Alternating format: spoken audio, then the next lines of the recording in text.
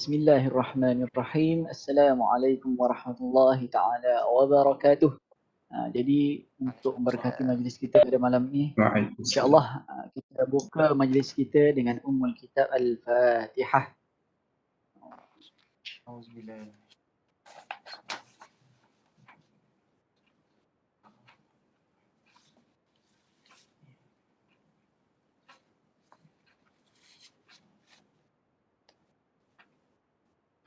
Amin amin ya rabbal alamin. Alhamdulillah.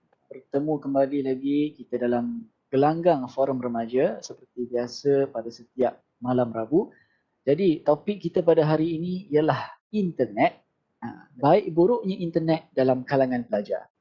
Bersama saya seperti biasa 5 orang panel yang boleh dikatakan tidak asing lagi lah bagi kita. Muka-muka handsome ni lah, bosan pun muka handsome ni lah. Okey, jadi saya perkenalkan seperti biasa ahli panel kita yang pertama saudara Wan Abdul Halim bin Wan Muhammad Faisal jauh daripada Johor ni. Saudara Wan, sihat ke tu? Sihat, Alhamdulillah.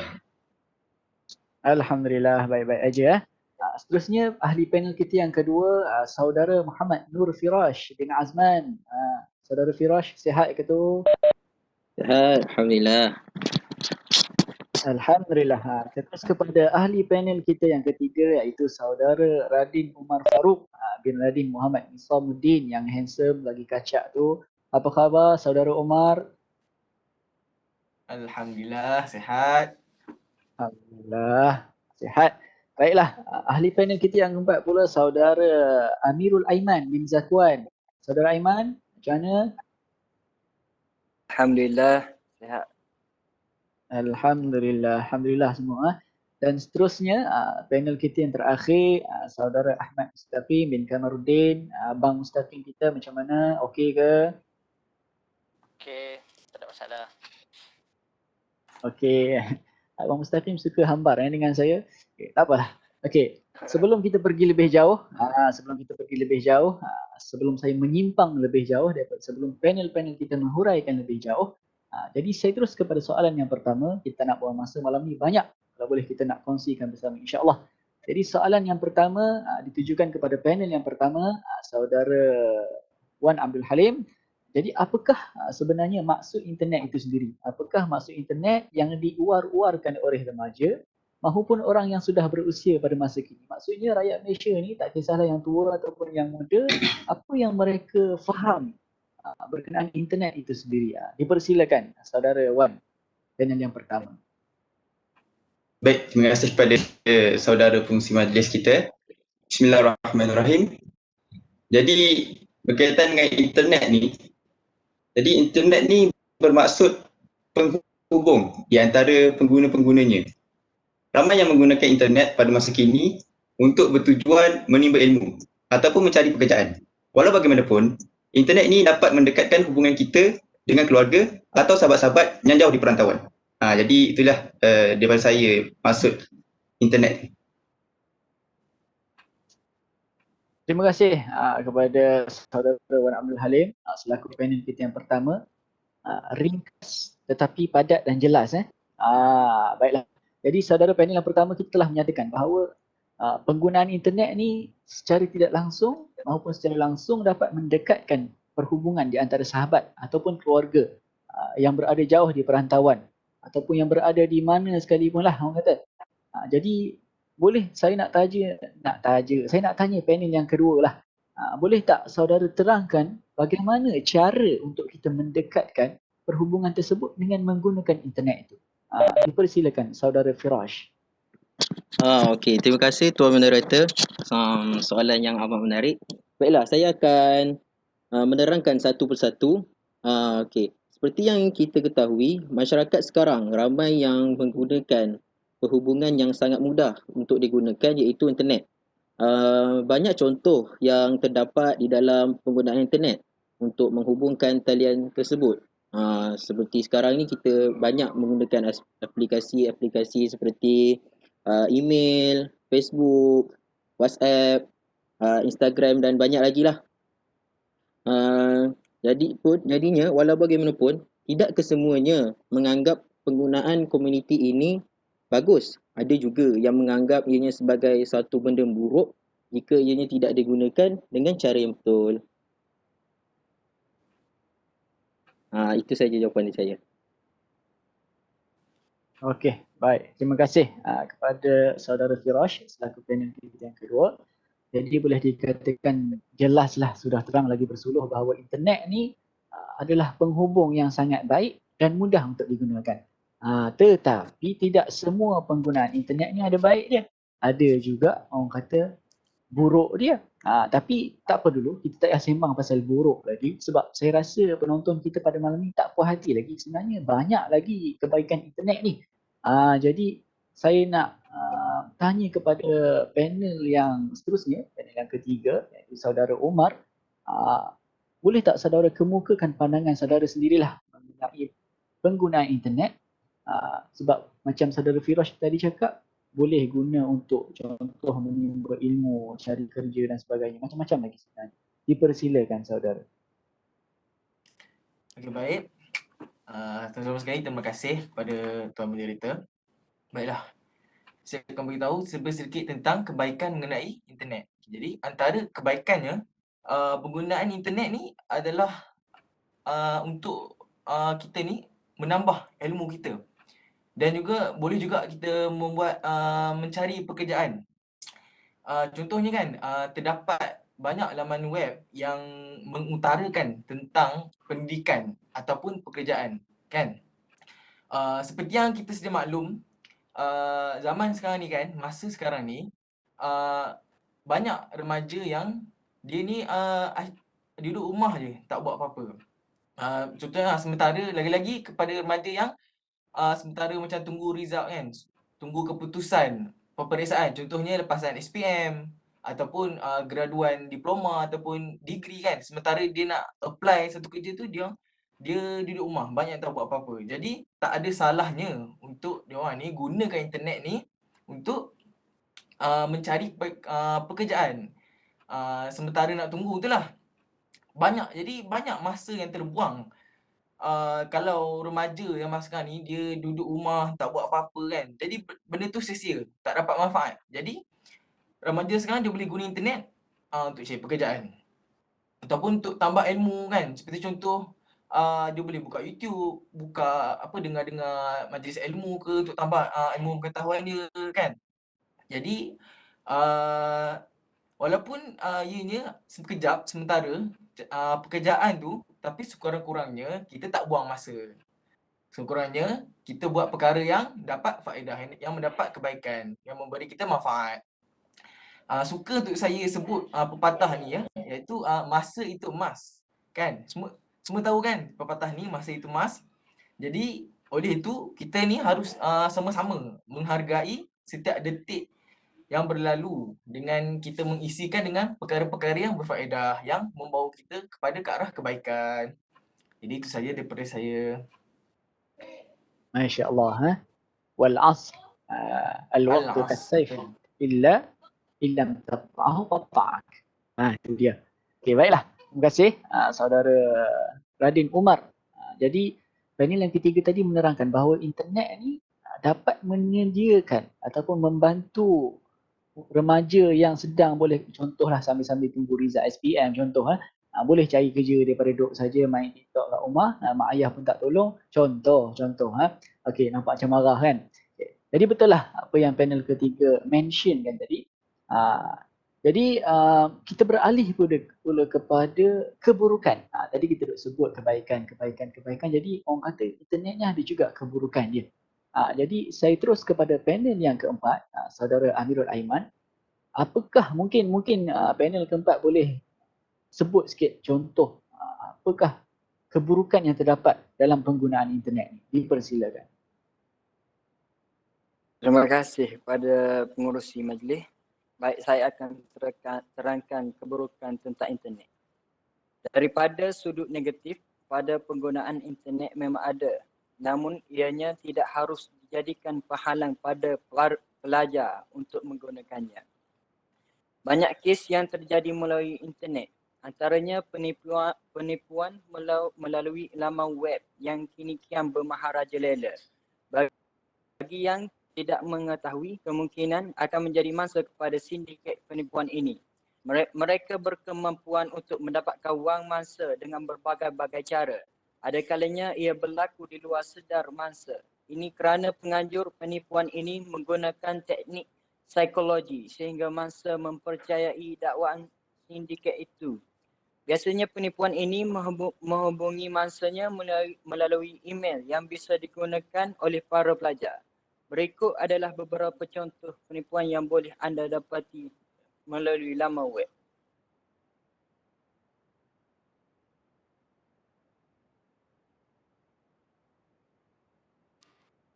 Baiklah. Terima kasih atas penerangan panel kita mengenai keburukan. Salah satu keburukan yang kita boleh jumpa dalam internet, kita sendiri dapat lihat lah, mutakhir ni boleh dikatakan kita sebut sebagai scammer. Memang banyaklah bermaharajalela, berleluasa dalam platform internet. Jadi saya terus kepada panel yang kelima, Saudara Mustaqim. Apakah contoh selain penipuan yang boleh kita jumpa, iaitu keburukan penggunaan internet itu sendiri? Dipersilakan panel yang kelima. Terima kasih saudara pengerusi, saudara Abdul Muiz. Okey, yang dapat saya terangkan antara contoh yang terdapat dalam penggunaan internet itu sendiri ialah laman web yang berunsurkan pornografi. Pelajar zaman sekarang ramai yang mengetahui internet menyediakan laman web yang berunsurkan pornografi, membuatkan pelajar itu sendiri rasa ingin tahu mengenai isi kandungannya. Jadi, ini adalah salah satu sebab kenapa dinyatakan bahawa internet ini juga mempunyai buruknya.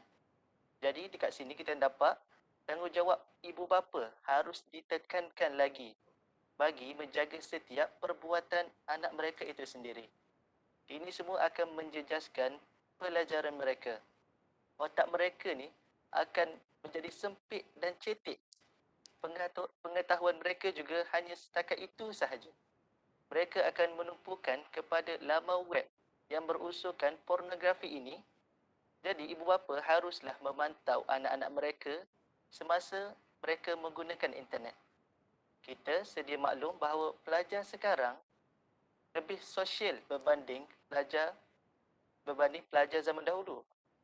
Sikap ingin lebih tahu tertumpu kepada mereka.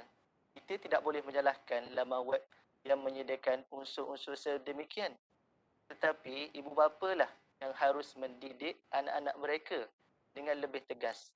Penggunaan internet juga ada batasnya. Jadi, ibu bapa boleh menghadkan penggunaan internet tersebut. Ibu bapa boleh menghalang kemasukan untuk laman web yang berunsurkan benda negatif ini. Jadi kita dapat lihat di sini, ibu bapa sangatlah memainkan peranan yang penting dalam menjaga sosial anak-anak mereka. Jadi bukan kata kita dah hantar mereka ke sekolah. Kita kata kita ibu bapa, kita sebagai ibu bapa kita dah hantar mereka ke sekolah. Okey. Jadi terlepas tanggungjawab aku dah hantar mereka ke sekolah dan tugas cikgu untuk mendidik mereka, menjaga mereka. Bukan sedemikian ya. Jadi kita sebagai ibu bapa kita haruslah memainkan peranan yang penting.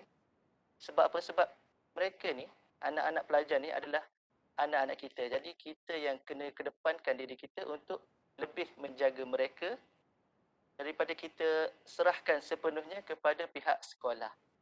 Jadi yang saya dapat ringkaskan adalah di sini keburukan internet juga ada, terdapat juga keburukan internet, tetapi kita kena tengoklah dari segi penjagaan ibu bapa terhadap penggunaan internet dalam kalangan anak-anak mereka. Sekian saja.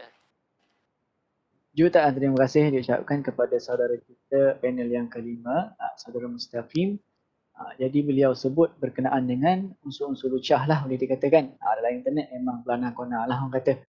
Itu juga antara satu faktor ataupun isu berat lah yang melanda anak muda terutama orang Islam kita pada hari ini.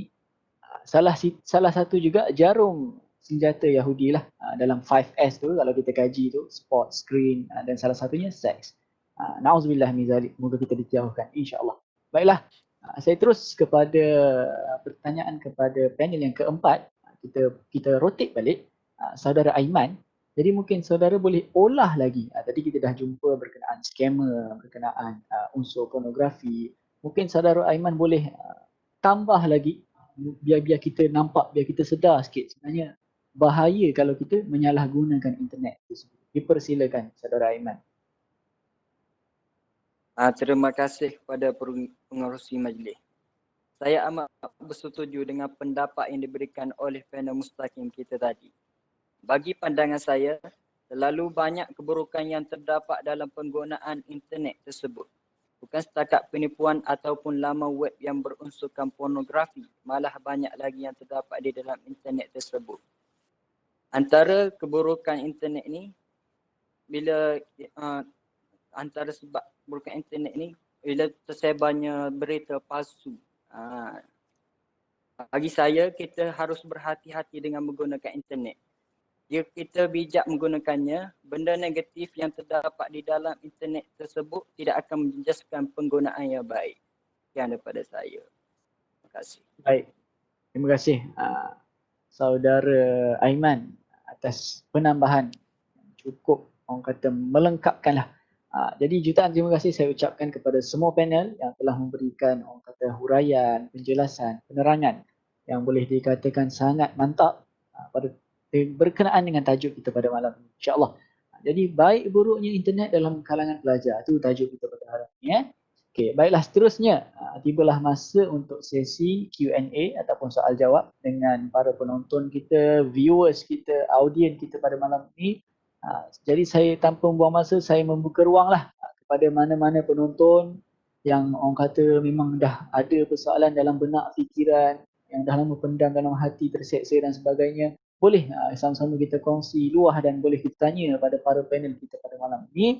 Jadi saya membuka ruang untuk soalan pertama jika ada, dipersilakan.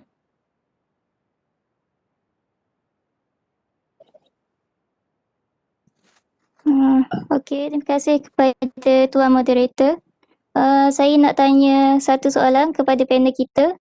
Melalui perbincangan panel kita sebentar tadi, saya dapat ketahui bahawa internet ni boleh mendatangkan banyak manfaat kepada penggunanya jika digunakan dengan tujuan yang baik. Tapi internet ni juga boleh mendatangkan keburukan kepada seseorang jika tidak digunakan secara etika. Jadi soalan saya, apakah fakta cyberbully? Baik, terima kasih kepada yang sudi mengajukan soalan.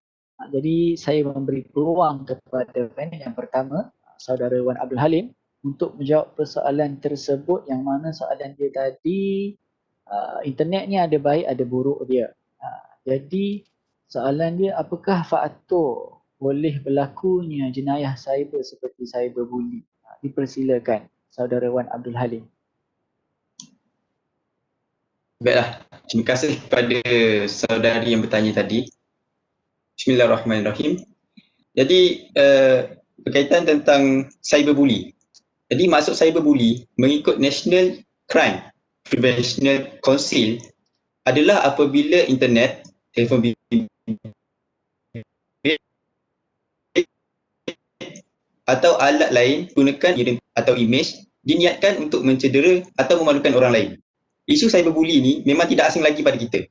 Lihat sajalah contoh pada hari ini. Seperti isu Alina Banana bertindak ingin membunuh diri kerana tertekan dengan hinaan daripada pengikutnya di laman sosial. Pelbagai reaksi yang telah diberikan oleh masyarakat terhadap isu ini. Isu seperti ini. Ada yang menyokong dan ada juga yang mencerca. Jika difikir dengan lebih mendalam lagi, pembuli cyber lebih bahaya daripada perbuatan membuli orang lain. Kerana pembuli cyber boleh saja merahsiakan identitinya dan boleh membuli mangsanya tidak kira masa. Faktor am yang berlakunya kes jenayah cyber ini pada kebiasaannya berpunca daripada ketidakpuasan hati seseorang terhadap individu tertentu, sama ada atas sebab perilaku, kemewahan, penampilan dan sebagainya yang ada pada mangsa.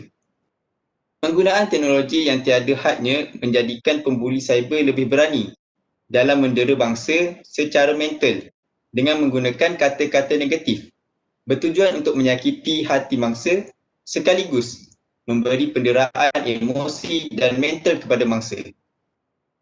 Buli cyber ini mudah dilakukan kerana mereka hanya perlu menaip kata-kata yang tidak sepatutnya seperti perkataan lucah, hinaan dan berbau ugutan kepada mangsa supaya dapat menyeksa mental mangsa. Perkara ini mudah saja dilakukan kerana pembuli tidak perlu bersemuka dengan mangsa tersebut. Hal ini menyebabkan pembuli lebih berani untuk mengeluarkan perkataan yang tidak sepatutnya kepada mangsa. Jelasnya, ketidakpuasan hati merupakan faktor berlakunya kes jenayah cyber ini. Seterusnya, faktor berlakunya kes jenayah cyberbuli juga adalah kerana pembuli cyber kurang mendapat perhatian yang cukup daripada keluarga dan insan terdekat. Hal ini demikian menyebabkan mereka ingin mencari perhatian daripada orang ramai dengan melakukan perkara yang salah iaitu cyberbuli. Akhir sekali, faktor berlakunya kes cyberbuli adalah kurangnya pengetahuan nilai-nilai agama dalam diri mereka. Sebagai contoh, mereka menghina orang dengan perkataan-perkataan yang lucah, mengedar gambar yang tidak sepatutnya, membuka aib seseorang dan sebagainya. Perbuatan seperti ini amatlah ditegah dalam agama.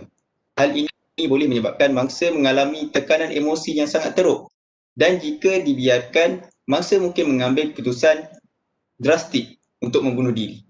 Kesimpulannya, kurang mendapat perhatian yang cukup daripada keluarga dan insan terdekat dan kurangnya pengetahuan nilai-nilai agama turut menyumbang kepada faktor kes cyberbuli ini.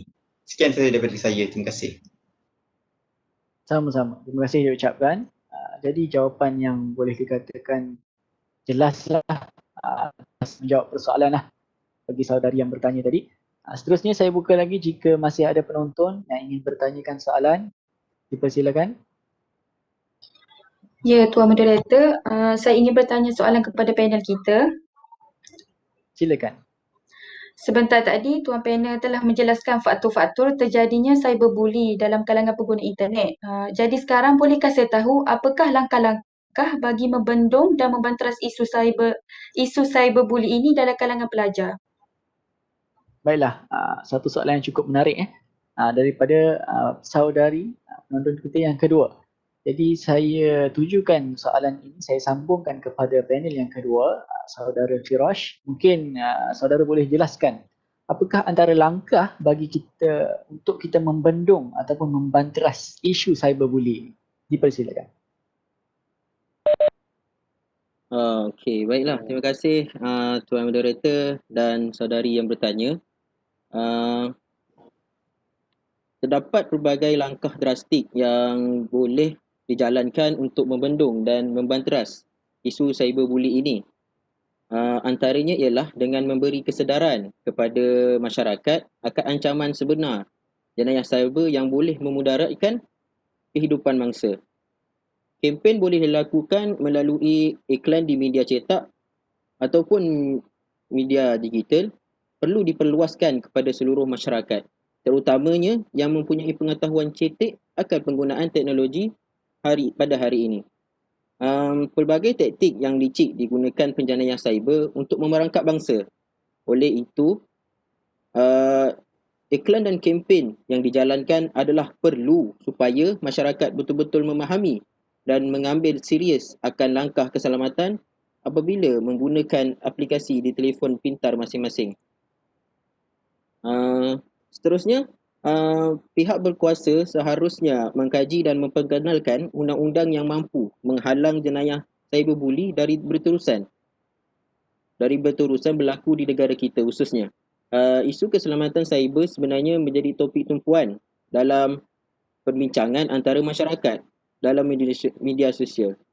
Oleh itu, pihak kerajaan seharusnya mengumpulkan pakar-pakar teknologi untuk memikirkan sebuah rangka undang-undang yang dapat diwujudkan untuk mencegah jenayah cyber ini. Masyarakat pula harus membuat laporan kepada pihak yang berkenaan sekiranya terbabit atau melihat sebarang kegiatan yang meragukan agar penjenayah tersebut boleh didakwa dan dikenakan tindakan yang tegas. Dan langkah yang terakhir ialah memperkenalkan pendidikan dalam penggunaan teknologi kepada institusi pendidikan pada hari ini. Hampir setiap golongan masyarakat mempunyai gadget atau telefon pintar sebagai kegunaan harian, tetapi etika dan cara penggunaannya tidak dididik dengan betul dan baik. Justru, institusi pendidikan seperti sekolah ataupun universiti adalah tempat permulaan dalam membentuk generasi yang berilmu, pengetahuan dan mampu mengubah masyarakat. Pengetahuan seperti tidak membuka email ataupun pautan yang tidak sahih, serta tidak tertipu dengan panggilan telefon yang menyuruh kita memindahkan wang tanpa hitam putih, perlu diajar kepada kanak-kanak dan golongan remaja supaya mereka tidak mudah tertipu.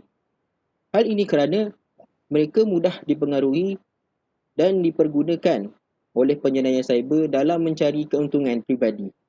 Sekiranya pendidikan ini berjaya dilaksanakan, pihak kerajaan perlu membuat pendidikan atau modul pembelajaran khas kepada setiap agensi akan kepentingan keselamatan cyber supaya terhindar dari sebarang jenayah di negara ini.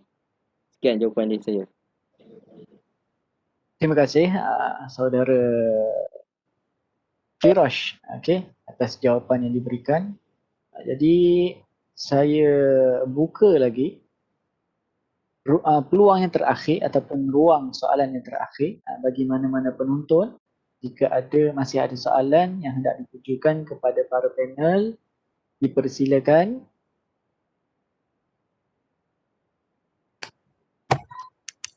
Baiklah, saya ingin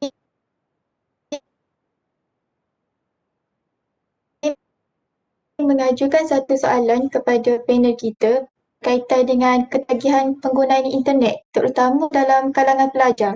Seperti yang kita lihat pada hari ini, hampir semua individu menggunakan internet dalam kehidupan seharian mereka.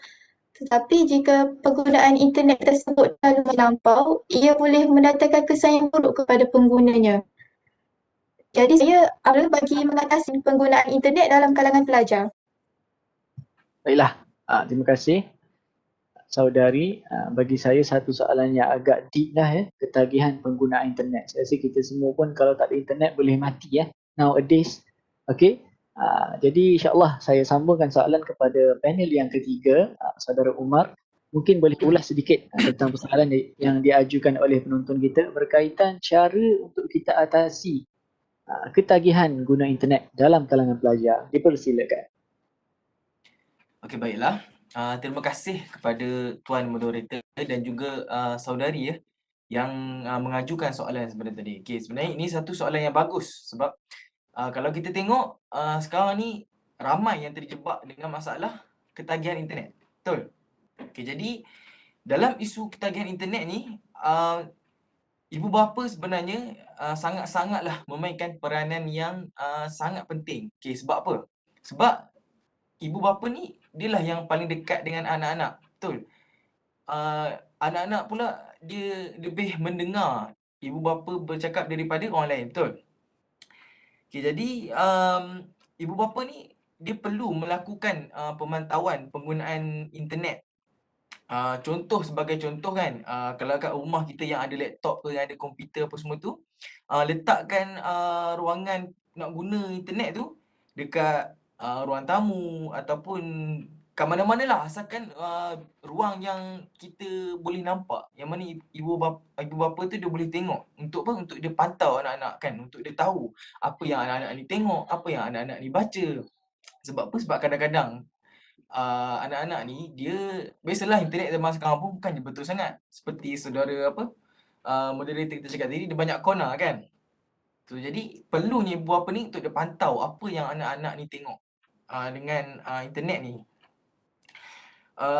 Ataupun ibu bapa juga dia boleh mengehadkan penggunaan internet Dia boleh, maknanya dia tetapkan. Maksudnya hari ni tengok guna komputer berapa lama?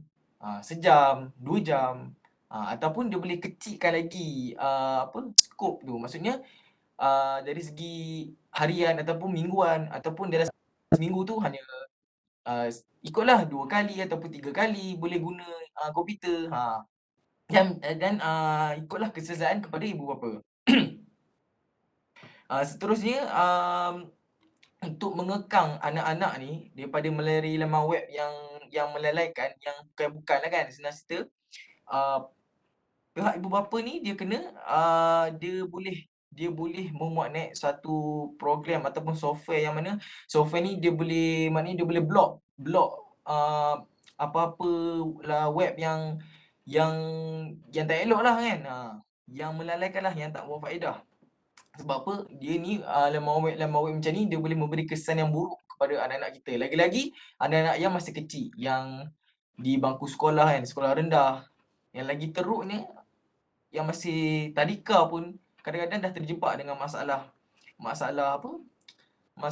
internet, pornografi apa semua tu. Sebab apa? Sebab terlalu terdedah dengan internet tanpa pantauan kedua ibu bapa. Baiklah, seterusnya ibu bapa juga dia perlu meluangkan masa yang lebih dengan anak-anak. Contohnya sentiasa berinteraksi dengan anak-anak ataupun buatlah aktiviti apa-apa pun dengan anak-anak kan. Untuk menunjukkan bahawa kita ni ambil kisah tentang dia. Kita memberi perhatian kepada anak-anak kita semua. Supaya dia anggap supaya dia rasa kita ni tak jauh lah dengan dia. Sebenarnya kalau kita tengok kan, budak-budak zaman sekarang ni yang menjadi masalah ni dia ketagih main internet, main handphone, komputer apa semua, game lah apa semua tu. Sebab apa? Kurangnya interaksi dia daripada kedua ibu bapa.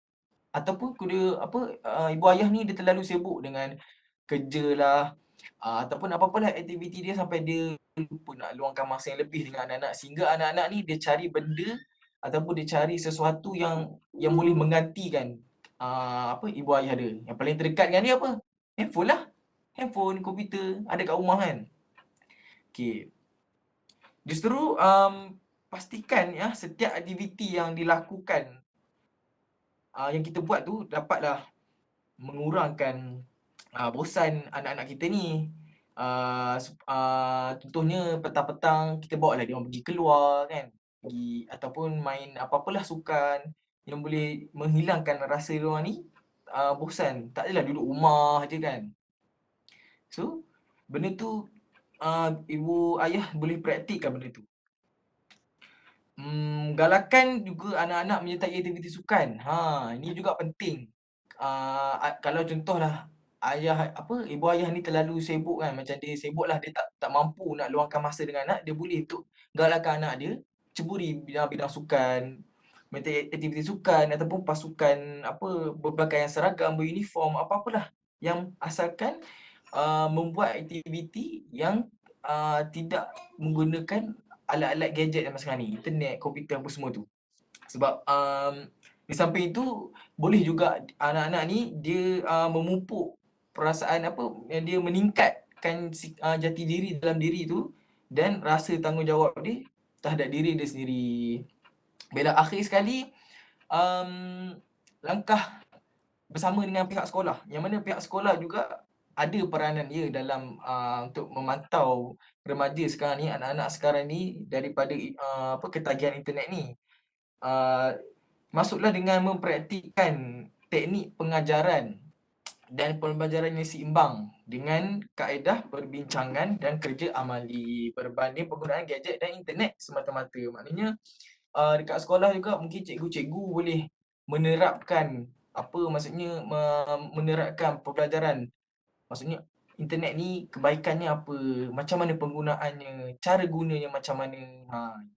Maknanya dia ajar macam mana untuk gunakan internet ni supaya dia dapat bagi kebaikan kepada budak-budak lah, bukannya mendapat keburukan. Jadi pihak sekolah ni juga dia boleh menjadi pemantau yang kedua, iaitu maknanya kalau ikutkan ibu bapa ni pemantau yang pertama. Jadi yang kedua ni pihak sekolah lah, dia menjadi pemantau yang kedua kepada anak-anak kita. Jadi kalau jika kedua pihak sekolah juga boleh menjadi pemantau kedua keadaan pelajar, di mana melaporkan kepada kedua ibu bapa. Maknanya kalau kat sekolah tu dia tengok budak ni macam apa dia macam ada benda yang tak kena kan, ada benda yang tak kena, ada yang tak betul. Maknanya dia boleh laporkan benda tu kepada mak ayah dia supaya mak ayah dia boleh ambil tindakan yang betul lah. Kadang-kadang pihak sekolah pun tak boleh nak apa terlalu strict sangat betul dengan budak-budak ni. Tahu-tahulah zaman sekarang ni kan. Jadi itulah, itu saja daripada saya. Terima kasih. Baiklah, terima kasih atas penerangan panel kita. Panjang lebar, kalau tak faham lagi tak tahulah. Okey, so kesimpulan dia, maksudnya apa yang boleh kita point out daripada penjelasan panel kita tadi, melenturi buluh biarlah daripada rebu. InsyaAllah asuhlah anak-anak kita ya semua, macam saudara Firash kan, dah 3 orang anak betul. Okay, baiklah, saya tanpa buang masa, kita tak ada banyak masa malam ni. Saya terus kepada, jadi ruang ataupun peluang untuk soalan telah pun ditutup, macam undian kan, telah pun ditutup. Jika ada soalan lagi, boleh direct kepada page Facebook kami, Forum Remaja. InsyaAllah panel kita stay tune untuk menjawab dalam page kita. Okay, boleh komen di ruangan komen. Baiklah, seterusnya saya menjemput panel kita yang kelima, Saudara Ahmad Mustaqim, untuk orang kata menyimpulkan, menggumpalkan kita punya perkongsian kita pada malam ini. InsyaAllah apa yang telah kita hurai, apa yang telah kita kongsi, apa yang telah diperkatakan oleh para panel kita, soalan-soalan yang telah diajukan, mungkin saudara boleh simpulkan berkenaan dengan topik yang kita bualkan pada malam ini. Dipersilakan saudara. Okey, terima kasih saudara moderator kita.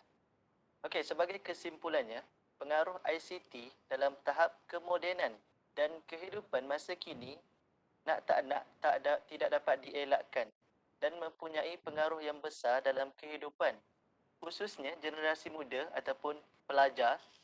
Ianya telah menjadi sebahagian daripada kehidupan moden kini yang akan terus meningkat penggunaannya dan pengaruhnya dari masa ke semasa. Jadi, oleh itu, pihak tertentu perlulah mengambil tindakan untuk mengawal secara rapi penggunaan internet tersebut dalam kalangan pelajar. Supaya apa? Supaya pelajar tersebut tidak cenderung kepada masalah sosial. Malah, dasar-dasar kerajaan juga berkaitan dengan pendidikan dan budaya. Mestilah juga meletakkan isu salah guna dan kesan negatif internet ini sebagai suatu yang penting bagi pemodenan dan pembangunan negara bangsa Malaysia. Okey, sekian. Terima kasih atas kesimpulan yang diberikan daripada panel kita yang kelima. Jadi saya nak ucapkan jutaan terima kasih kepada semua ahli panel kita lah yang sudi hadir dan sudi menyuarakan pendapat, penjelasan, penerangan masing-masing. Juga terima kasih buat para penonton yang orang kata setia daripada awal program sampai habis forum kita pada malam ini. InsyaAllah moga apa yang kita terima hari ini, input yang kita dapat, orang kata tidak sekadar masuk telinga kanan, keluar telinga kiri. Okay. Jadi kesimpulan dia, penggunaan internet ni bukan sahaja ada kebaikan, keburukan dia pun ada. Pengayuh sudah di tangan, perahu sudah di air. Benda dah ada, kita sahaja yang gunakan. Tak guna ke jalan baik ataupun jalan yang tidak baik. Okay, tak payah tepuk dada tanya selera. Kalau nak tepuk juga tanya iman. Okay, tapi tepuklah dahi, bukalah minda, fikirkanlah dan buatlah tindakan yang sepatutnya. InsyaAllah internet ni kalau boleh dikatakan, kalau ikut trending ni boleh dikatakan kalau kita manfaatkan sebaik mungkin, insyaAllah mampu memajukan negara kita pada masa akan datang. Okay? Kalau nak tengok sebuah negara yang bakal maju, boleh tengok anak muda pada masa kini, kata Sayyidina Ali. Okay, baiklah. Sebelum masa pun memang telah jealous dengan kita, masa amat mencemburu kita. Okay, sebelum saya mengundurkan diri, terimalah serangkap pantun indah daripada saya buat mengulit tidur, orang kata. Okay. Tuailah padi antara masak, esok jangan layu-layuan. Intailah kami antara nampak, esok jangan rindu-rinduan. Kalau rindu, doakan saja. Okay, salam hormat, ceria selalu. Akhir kalam, orang putih, orang Pakistan. Terima kasih. Syukran jazilan. Jazakumullahu khairan kathira diucapkan kepada semua. Kita tutup majlis kita, forum kita pada malam ini dengan tasbih kafarah dan surah Al-Asr.